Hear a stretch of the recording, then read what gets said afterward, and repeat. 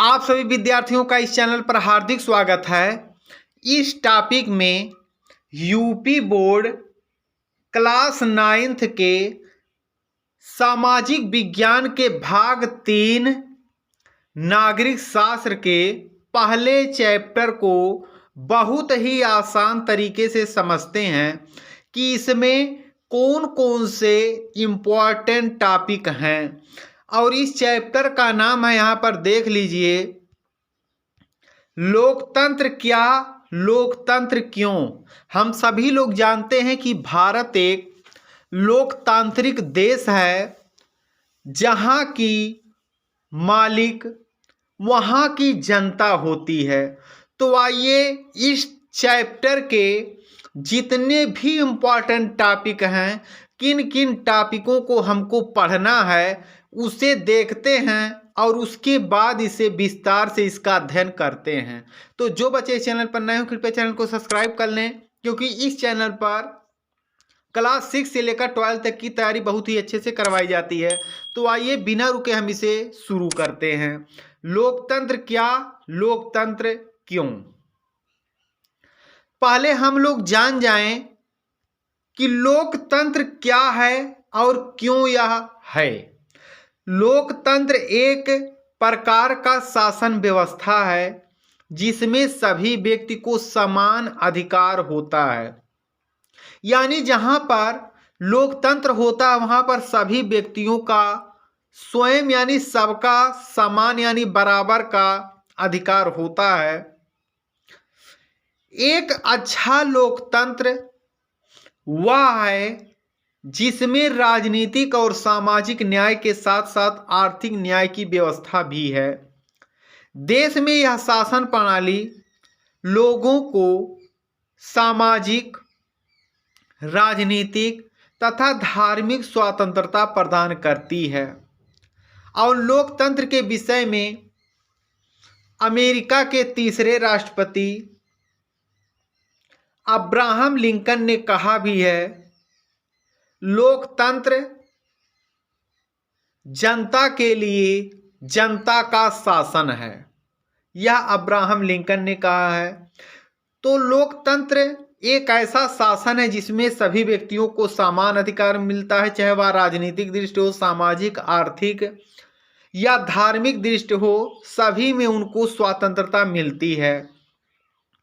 अब हम यह देखेंगे कि इस चैप्टर में हमें किन किन टॉपिकों का विस्तार से अध्ययन करना है। तो इस अध्याय में लोकतंत्र क्या है, लोकतंत्र की विशेषताएं, प्रमुख फैसले निर्वाचित नेताओं के हाथ, स्वतंत्र और निष्पक्ष चुनावी मुकाबला, एक व्यक्ति एक वोट एक मोल, कानून का राज और अधिकारों का आदर, लोकतंत्र ही क्यों, लोकतंत्र के खिलाफ तर्क, लोकतंत्र के पक्ष में तर्क। इन्हीं टॉपिकों का अध्ययन हमें इस चैप्टर में करना है। तो आइए बिना रुके हम स्टेप बाय स्टेप सभी टॉपिकों को देखते हैं। यहाँ पर जो आपका पहला टॉपिक है, लोकतंत्र क्या है, तो बहुत ही आसान तरीके से इसकी परिभाषा हम समझते हैं। लोकतंत्र शासन का ऐसा रूप है जिसमें शासकों का चुनाव लोग करते हैं। या अर्थात लोकतंत्र एक ऐसा शासन का रूप है जिसमें हम नेताओं का चुनाव वहां के जनता के द्वारा करते हैं। जैसे भारत में चुनाव होता है और 18 वर्ष से अधिक जितने भी व्यक्ति होते हैं वह सभी इसमें भाग लेते हैं। और जो व्यक्ति या जिस पार्टी को सबसे अधिक वोट मिलता है वही हमारा नेतृत्व करता है। अब हम अगले टॉपिक को देखते हैं, लोकतंत्र की विशेषताएं।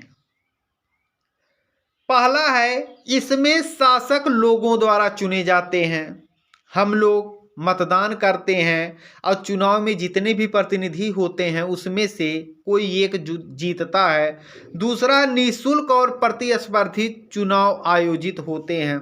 यह जो चुनाव है हम लोग भाग लेते हैं, उसमें कोई धन नहीं लगता है और इसमें प्रतिस्पर्धी मतलब एक से अधिक लोग किसी भी जाति धर्म के हों वह चुनाव में भाग ले सकते हैं। अगला आपका है प्रत्येक वयस्क उसे कहते हैं जिसकी उम्र 18 वर्ष से अधिक हो गई हो, चाहे कोई भी धर्म, शिक्षा, जाति, रंग, धन हो, का एक वोट एक मूल्य होता है। वह किसी भी धर्म का हो, चाहे पढ़ा लिखा हो या ना पढ़ा लिखा हो, किसी भी जात का हो, किसी भी रंग का हो, वह व्यक्ति जिसकी उम्र वयस्क यानी 18 वर्ष से अधिक हो गई है वह एक वोट दे सकता है। अगला आपका है चुने गए शासक संवैधानिक कानून और नागरिक अधिकारों द्वारा निर्धारित किए गए सीमाओं के भीतर निर्णय लेते हैं। जो भी पार्टी या जिस भी क्षेत्र में चुनाव होता है, जो व्यक्ति जीतता है वही उस शासन यानी उस सीमा के अंदर, जितना भी क्षेत्र उसके अंदर में आता है, वही अच्छा या बुरे का निर्णय लेता है। अगला है कानून का शासन, और कानून का शासन भी उसी के अनुसार चलता है, संविधान के अनुसार। अगला है नागरिकों का अधिकार संविधान के माध्यम से संरक्षित किया जाना चाहिए, और नागरिकों का जो अधिकार है वह संविधान में वर्णित है और उसी के अनुसार यहाँ पर चुनाव होता है। अगला आपका है टॉपिक प्रमुख फैसले निर्वाचित नेताओं के हाथ में, यानी जो चुनाव जीतता है उसी के हाथ में सारे फैसले होते हैं। इसके कुछ उदाहरण हैं, जैसे यहाँ देख लीजिए। पाकिस्तान में जनरल परवेज मुशर्रफ ने अक्टूबर 1999 में सैनिक तख्ता पलट की अगुवाई की। उन्होंने लोकतांत्रिक ढंग से चुनी हुई सरकार को उखाड़ फेंका और खुद को देश का मुख्य कार्यकारी घोषित किया और बाद में उन्होंने खुद को राष्ट्रपति घोषित किया। यानी पाकिस्तान में जहां पर लोकतंत्र था, लेकिन वहां के प्रमुख जो सेना के प्रमुख थे जनरल परवेज मुशर्रफ, उन्होंने वहाँ की सरकार को उखाड़ फेंका और खुद वहाँ के राष्ट्रपति बन गए। यानी पाकिस्तान में जो प्रमुख होता है वह सेना होती है। एक उदाहरण और देख लीजिए। 2002 में धोखे से एक जनमत संग्रह करा के उन्होंने अपना कार्यकाल 5 साल के लिए बढ़वा लिया। लोगों से केवल उनकी राय लेकर अपने कार्यकाल को 5 साल के लिए परवेज मुशर्रफ ने और आगे बढ़ा लिया। अगला है अगस्त 2002 में उन्होंने लीगल फ्रेमवर्क ऑर्डर के जरिए पाकिस्तान के संविधान को बदल डाला, जिसके अनुसार राष्ट्रपति राष्ट्रीय और प्रांतीय असेंबलियों को भंग कर सकता है। यानी प्रमुख उन्होंने खुद वहां के संविधान को बदल दिया और वहां का मुख्य अधिकारी वही बन गए। अगला आपका टॉपिक है स्वतंत्र और निष्पक्ष चुनावी मुकाबला। पहला है चीन की संसद के लिए प्रति 5 वर्ष बाद नियमित रूप से चुनाव होते हैं, जिसे राष्ट्रीय जन संसद कहते हैं। चुनाव लड़ने से पहले, दूसरा टॉपिक है चुनाव लड़ने से पहले सभी उम्मीदवारों को चीनी कम्युनिस्ट पार्टी से मंजूरी लेनी पड़ती है। तीसरा है सरकार हमेशा कम्युनिस्ट पार्टी की ही बात बनती है, सरकार इन्हीं की हमेशा बनती है। अगला है मैक्सिको देश सुने होंगे जो कि उत्तरी अमेरिका में है। मैक्सिको में हर 6 वर्ष बाद राष्ट्रपति चुनने के लिए चुनाव कराए जाते हैं। अगला टॉपिक आपका है एक व्यक्ति एक मोल एक वोट, यानी कि लोकतांत्रिक देश में एक व्यक्ति एक ही वोट दे सकता है और किसी को भी दे सकता है। पहला टॉपिक है किसी व्यक्ति को मतदान के समान अधिकार से वंचित करने के उदाहरण अनेक हैं। यानी यदि कोई व्यक्ति एक से अधिक वोट डालने की कोशिश करता है तो उसको हटा दिया जाता है। अगला है सऊदी अरब में औरतों को वोट देने का अधिकार नहीं है। उसके बाद तीसरा आपका टॉपिक है, लोकतंत्र में हर वयस्क नागरिक का एक वोट होना चाहिए और हर वोट का एक समान मूल्य होना चाहिए। यानी जितने भी लोग 18 वर्ष से अधिक होते हैं लोकतांत्रिक देशों में, वह सभी लोग वोट डाल सकते हैं। लेकिन जहां पर लोकतांत्रिक शासन व्यवस्था नहीं है, वहां पर वोट नहीं सब लोग दे सकते हैं, कुछ ही लोग। जैसे सऊदी अरब में केवल महिलाएं ही वोट नहीं दे सकती हैं, केवल पुरुष ही वोट दे सकते हैं। अगला है कानून का राज और अधिकारों का आदर। जो भी व्यक्ति चुनाव में जीतता है उसको कानून के जितने भी नियम हैं उसको लागू करना पड़ता है और खुद को भी फॉलो करना पड़ता है और उसका आदर करना पड़ता है। पहला टॉपिक है, स्वतंत्रता के समय से जिम्बाब्वे पर जानू पीएफ दल का राज है। इसके नेता रॉबर्ट मुगाबे आज़ादी के बाद से ही शासन कर रहे हैं। राष्ट्रपति मुगाबे कम लोकप्रिय नहीं हैं, पर वे चुनाव में गलत भी अपनाते हैं। अगला है, तीसरा आपका टॉपिक है, चुनाव नियमित रूप से होते हैं और सदा जानू पीएफ दल ही जीतता है। अगला टॉपिक, विपक्षी दलों के कार्यकर्ताओं को परेशान किया जाता है और उनकी सभाओं में गड़बड़ कराई जाती है।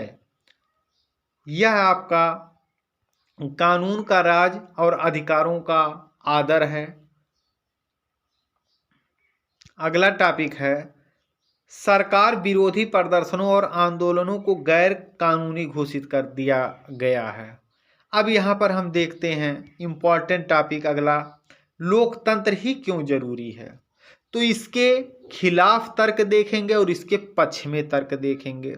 तो पहले हम लोकतंत्र के खिलाफ तर्क देखते हैं। पहला है, लोकतंत्र में नेता बदलते रहते हैं। यानी कि जैसे भारत लोकतांत्रिक देश है, प्रत्येक 5 वर्ष पर नेता बदलते रहते हैं, जिससे अस्थिरता की स्थिति पैदा होती है। सही भी है, कोई भी पार्टी या जीतती है उसके नेता 5 वर्ष में हमेशा बदले जाते हैं, तो जो नए नेता आते हैं वह अपने अनुसार कार्य करते हैं। दूसरा है, लोकतंत्र का मतलब सिर्फ राजनीतिक लड़ाई और सत्ता का खेल है, यहाँ नैतिकता की कोई जगह नहीं है। यह भी सही है। तीसरा आपका टॉपिक है, लोकतांत्रिक व्यवस्था में इतने सारे लोगों से बहस और चर्चा करनी पड़ती है कि हर फैसले में देरी होती है। सभी जातियों और धर्मों के लोगों को एक साथ ले जाना पड़ता है, जिससे कि फैसले लेने में बहुत अधिक कठिनाई होती है। अगला, चुने हुए नेताओं को लोगों के हितों का पता ही नहीं होता, इसके चलते खराब फैसले होते हैं। बहुत से नेता होते हैं जो चुनाव जीत जाते हैं लेकिन वह जनता के बीच तक नहीं पहुंच पाते हैं। अब हम इसके पक्ष में कुछ तर्क देखते हैं। लोकतंत्र के पक्ष में तर्क, पहला है, शासक हमेशा बदलते रहते हैं जो अस्थिरता को बढ़ावा देता है। सही है। यह पक्ष में है, लोकतंत्र में राजनीतिक प्रतिद्वंदिता बढ़ती जाती है। एक दूसरे पर सभी पार्टियां जो होती हैं वह अच्छा या बुरा का हमेशा दोष देती रहती हैं। अगला है, लोकतंत्र में निर्णय देरी से होती है। ये भी सही है। लोकतांत्रिक जो देश होते हैं वहाँ पर जो निर्णय होता है वह देरी से ही लिए जाते हैं। तो यह आपका चैप्टर है। और यदि इसमें से कोई भी टॉपिक आपको समझ में नहीं आता है तो आप कमेंट कीजिए और उसका जवाब आपको जल्द से जल्द दिया जाएगा। यदि आपको वीडियो पसंद आए तो लाइक कीजिए, नहीं तो डिसलाइक कीजिएगा। आप सभी विद्यार्थियों का वीडियो देखने के लिए धन्यवाद।